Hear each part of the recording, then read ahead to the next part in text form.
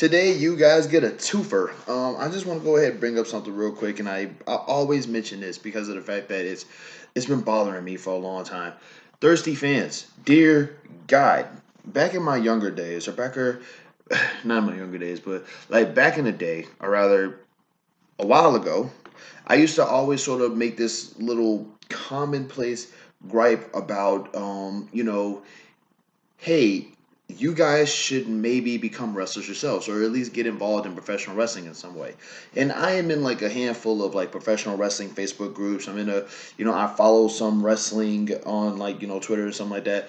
And it's like, I interact with, I like to think that I interact with other fans. And seeing how some of these fans are, it's starting to make me realize how much I regret actually trying to put that spark in their heads because some of these fans are just weird, bro. Like I mentioned this a lot of times in my other videos, but that's only because of the fact that it's just something that really. Also, if it looks like I'm sweating, I'm not. I'm just fat, so I'm greasy. But nah, I just really do think that it's really something to point out that there are some fans out there that are just weird, bro. I'm talking really weird. Man, okay, like there's like it's one thing to think that a woman is attractive. I get that. There are a lot of beautiful women in professional wrestling, both in the past and currently. I think that Jazz herself is a queen among queens. I think that Trish Stratus is still gorgeous.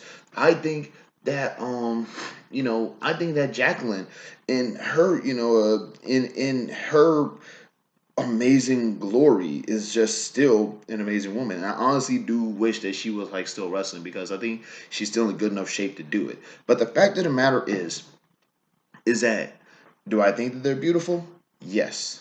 Would I literally save every single picture of that they post up online and put it on my computer and spread it around like, oh my god, I just did something disgusting to this. No,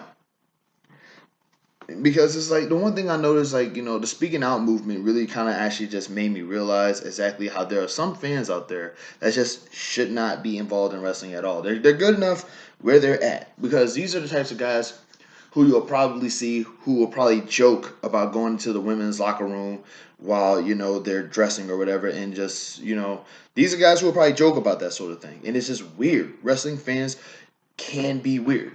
There's even like other wrestling fans out there who think that because they read a couple of Dirtsheets or watch a couple of listen to a couple of shoot interviews or listen to another couple of podcasts, they think that they're one of the boys, and it's like you're not, you know. Well, you just use the boys. You think that you're one of them too. Well, dude, I used to actually wrestle. Like I was part of wrestling shows. I used to interact with like ask Matt Nix. He knows me, or at least I hope he remembers me. Shoot, I mean, it's been like about a decade since we spoke, and it's been even longer than that since he did a moonsault and landed square on my nose. The fact of the matter is that like at some point in time, do I think that I'm part of a legendary cabal of small time professional wrestlers? No.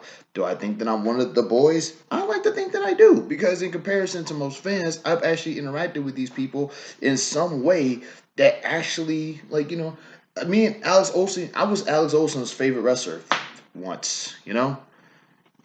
I was there was a lot of wrestlers out there, from like the Chicago, Indiana, Philly area, that used to actually think that I was at least moderately okay. Then I had to stop wrestling because Louisiana does not have that much wrestling. So I had to take a break.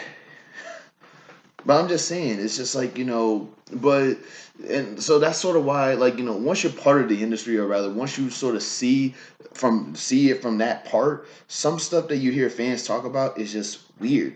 It's like, that's one reason why I don't care that much about Dave Meltzer. That's one of the reasons why I try my best to avoid fans who think that they just, they read a couple of dirt sheets and it's like, yeah, watching wrestling is just as important as being one. Yes, it is, but it's not more important. And that's when the entitlements come in. Like there's fans out there who think that they're entitled. Like, hey, I'm the reason that you became famous. My money is going into your pocket, and you gotta do what I say. No, no. No, it's like I said, the more I look back into it, it's like some of these fans.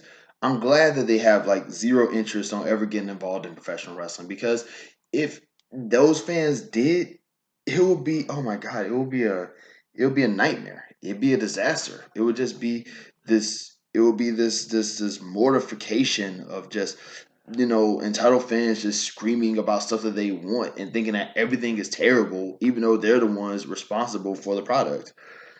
It's kind of like, in my opinion, I always make this joke like, if you get a whole bunch of fans to book a show, everybody will be a heel and the tallest guy would win every match.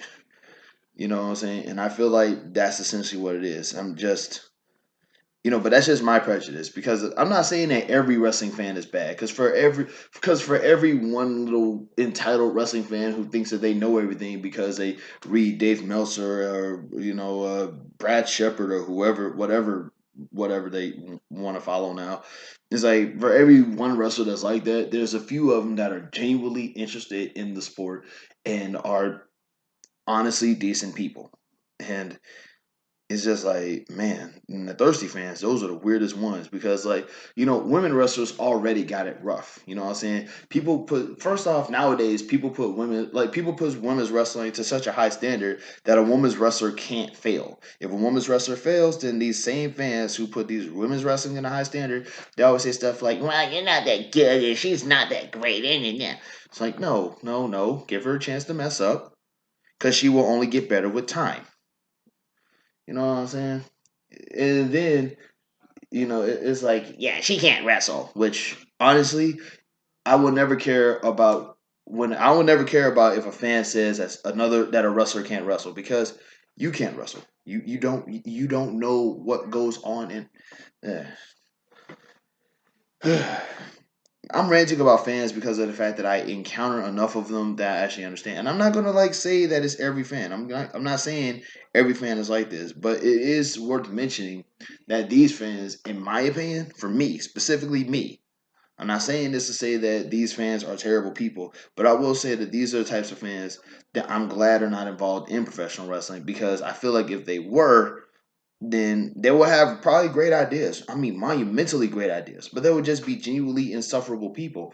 And it's a case of if you do right by people, they'll do right by you. And there's some people who really, really, really don't want to believe that that's the actual case. And those people, in my opinion, would do terrible in this environment of fraternity and stuff like that. It's wild. But for the most part, um, I hope that everything actually like works out with. I hope everything works out with my potential career that's happening. Also, let's go Bronson Reed. Get that title. For those who don't know, I am a fan of Bronson Reed. Tsunami. That's it though. Love and peace. Y'all have a good one. L.A.